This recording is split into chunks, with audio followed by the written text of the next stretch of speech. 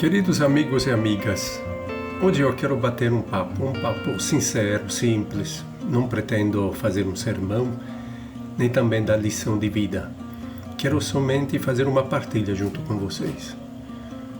Vocês sabem que eu sou italiano, nasci em 1962. A minha família é do sul da Itália. Nós somos 6 filhos. Meu pai era um mecânico. Ele, durante a Guerra Mundial, tinha 18 anos, ele foi chamado para servir o exército, teve que ficar 4 anos num navio de guerra. Depois, quando voltou da guerra, acabou casando com a minha mãe. Minha mãe era dona de casa, mas, visto que meu pai não ganhava muito dinheiro, então também ela fazia alguns trabalhos, trabalhava de faxineira, além de tomar conta da casa. Meu pai, quando voltou da guerra, primeiro trabalhou como mecânico, tinha uma oficina. Depois, visto que a oficina não dava muito certo, acabou indo trabalhar num posto de gasolina como frentista. Então, eu não nasci num berço de ouro, nem vivi num berço de ouro. A minha família é muito simples. A nossa casa também é muito simples, era de 2 cômodos. Nós dormíamos todos no mesmo cômodo, e no outro cômodo era a sala e cozinha ao mesmo tempo. Quando os parentes da minha mãe viam a minha família, diziam, falavam para minha mãe, por que você não manda todos os seus filhos trabalhar? Imagina, seus filhos trabalhando, você ia ter uma boa renda. Mas a minha mãe sempre respondia com segurança, dizia, não, eu gosto que os meus filhos estudem. Eu quero que os meus filhos todos frequentem a escola. Eu quero que os meus filhos se formem. Não tem necessidade de mandar desde já trabalhar. Eu e meu marido, nós vamos fazer de tudo, mesmo não podendo garantir grandes coisas, mas vamos garantir o necessário para que eles estudem. Portanto, a principal preocupação dos meus pais sempre foi que nós estudássemos. E não era fácil, realmente, passávamos necessidades, ao ponto que um dia meu pai teve que emigrar. Foi trabalhar numa cidade no norte da Itália, 1000 quilômetros da minha cidade.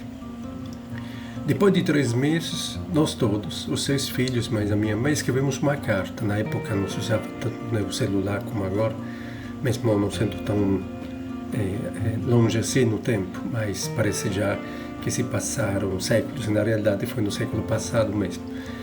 Nós escrevemos uma carta e falamos, pai, preferimos passar fome, mas não queremos ficar separados de você. Então pedimos que ele voltasse, que ficasse junto conosco. Ele ficou feliz e não esperava esse gesto por nossa parte. Ele também não queria ficar longe da família. Portanto, ele voltou, retomou seu trabalho como frentista e assim foi segurando a barra dentro de casa. E nós todos estudando. Hoje em dia todos nós somos formados, todos 6 filhos, graças a Deus. Por que estou contando essa minha história? Normalmente eu não gosto muito de falar de mim mesmo. Inclusive, meu pai já faleceu há muito tempo, a minha mãe faleceu 2 anos atrás. Gostaria até de mostrar as fotos dos meus pais. Essa aqui é a minha mãe, Ana. Esse aqui é meu pai, Cosmo. Esse aqui eram os meus pais. Sinto muita saudade, naturalmente, dos dois. Foram 2 pessoas muito dedicadas à família. Então, estou falando isso porque quero justamente conversar sobre algumas coisas junto com vocês. Quais são essas coisas? Eu, há muitos anos, já faço esse trabalho. Portanto, alguém poderia dizer, você é padre, você não tem filhos, o que você sabe de família? Não, são mais de 34 anos que eu trabalho nessa área. Trabalhei muitos anos em São Paulo, no Espírito Santo. Agora já são 6 anos que eu estou aqui na Paraíba.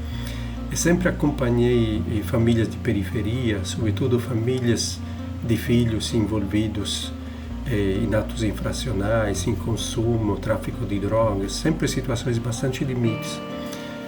Sempre trabalhei em favelas, em comunidades pobres. Então, assim, todos esses anos de experiência me ensinaram muitas coisas, sobretudo nessas relações dentro de casa. Então, a minha experiência na minha casa, a minha experiência de vida, a minha experiência justamente nas comunidades onde eu trabalhei, me leva a fazer algumas considerações com vocês. A primeira consideração, Cuide dos seus filhos, das suas filhas. Mesmo se papai e mamãe não vivem mais juntos, estão separados, mas os filhos continuam sendo filhos. Existe a ex-mulher, o ex-marido, mas não existe nem ex-pais e nem ex-filhos. Os filhos continuam para sempre, os pais continuam para sempre. Pode até ser que as relações não andam muito bem, até chegar a quebrar. Talvez pais e filhos não se vejam há muito tempo. Talvez não conversem entre eles, mas nunca deixam de ser pais e filhos. Como nunca deixam de ser irmãos e irmãs. Portanto, cuidem sempre, mesmo, repito, se estão separados, se não moram na mesma casa. Tome conta dos seus filhos. O cuidado é o primeiro aspecto importante na vida de cada pessoa. Imagine vocês, o ser humano não vive, não sobrevive se não for cuidado. E não é gente de verdade se não aprende a cuidar de si mesmo e dos outros, do ambiente, dos espaços que frequenta. Se vocês vão na praia e vocês veem um nido de tartaruga, vocês vão ficar impressionados, porque a tartaruga, na hora de nascer, quebra a casca do ovo, sai e corre direitinho para o mar. Sozinha, não precisa de ninguém. Ela já toma conta da sua própria vida. Já enfrenta as ondas do mar e os predadores. Uma criança não. Um bebê não. Ele não consegue andar sozinho para o seio da mãe, para o peito da mãe para mamar. Precisa que a mãe pegue com muito cuidado e lhe ofereça com muito amor o seu seio. Se uma mãe não dá o seu próprio seio, ou se dá com muito desprezo, com muita raiva, se acha um incômodo aquilo, ela não está repassando cuidado para aquela vida. Se ela não acolhe desde o seio materno, não conversa com ela, não ama, mas pelo contrário, fica xingando o dia que ficou grávida, toma de tudo para acabar com aquela vida que está no seu seio. A gente sabe que muitas vezes isso depende de tantas dificuldades, mas não está cercando aquela criança com todos os cuidados. Você sabe que uma criança desde o seio materno sente essa falta de cuidado, sente esse desprezo. Portanto, a primeira coisa que eu peço para vocês, cuidem. Esse cuidado não é uma dimensão somente da maternidade, mas também da paternidade. Talvez muitos pensam que o cuidado só pertence às mães. De fato, são elas que correm atrás de tudo. São elas que se preocupam de tudo. Se são chamados na escola, são elas que vão para a escola. Se são chamados no projeto, elas que vão para o projeto. Os pais quase sempre são ausentes, mas também eles têm a responsabilidade de cuidar de seus filhos. Às vezes os pais dizem que não têm tempo.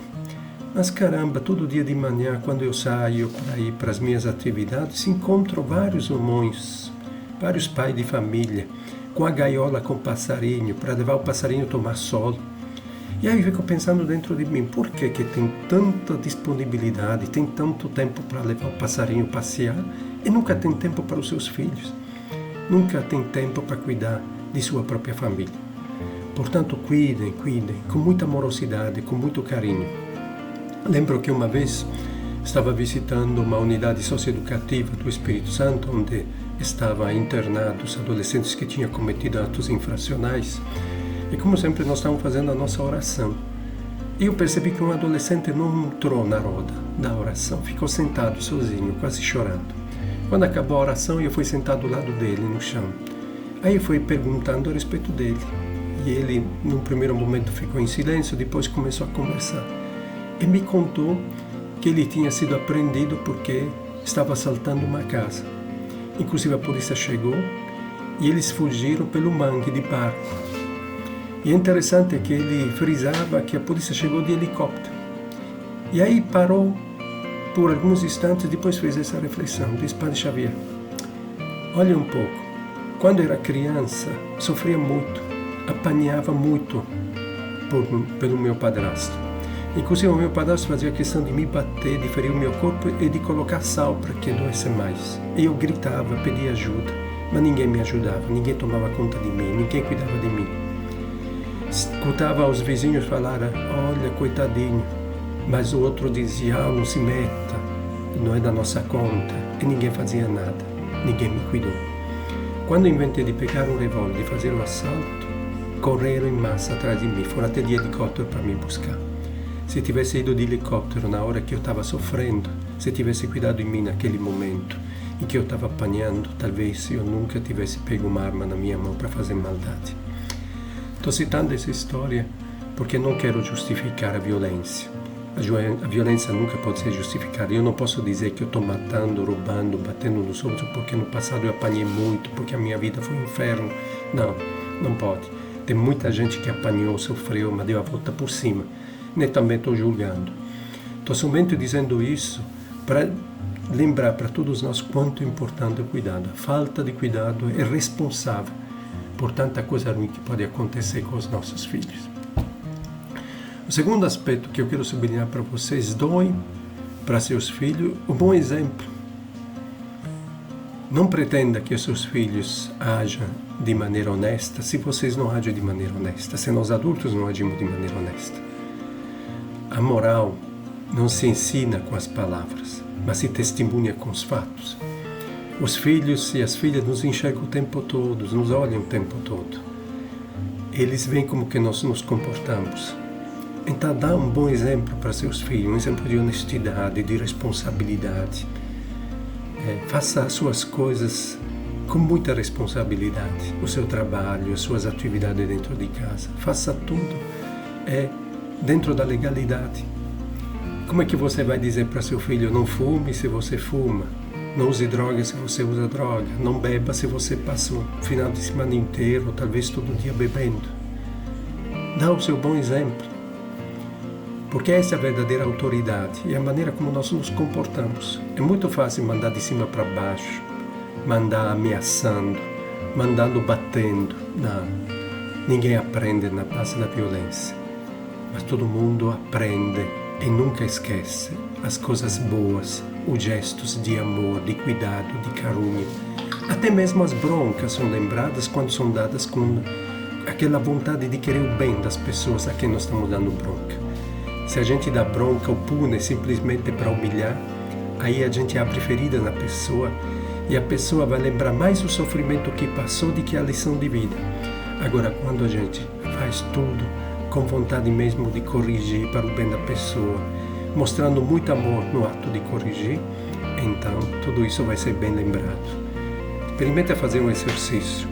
O que você lembra mais do passado? Lembra das pancadas, das violências que você sofreu, daquelas agressões dadas com cinto ou com a vara, daquelas broncas humilhantes na frente de todo mundo. Isso te gera muito sofrimento. Agora, quando você para e lembra do carinho, do amor, quando eu lembro, por exemplo, meus pais, quando não tinha comida suficiente, sempre eram os últimos a se servirem. E quando percebia que tinha pouca comida, que não dava para todo mundo, eles inventavam a desculpa que eles não tinham fome. É por isso deixava mais comida para nós. Isso não se esquece na vida. Isso fica para sempre. Então dá um bom exemplo.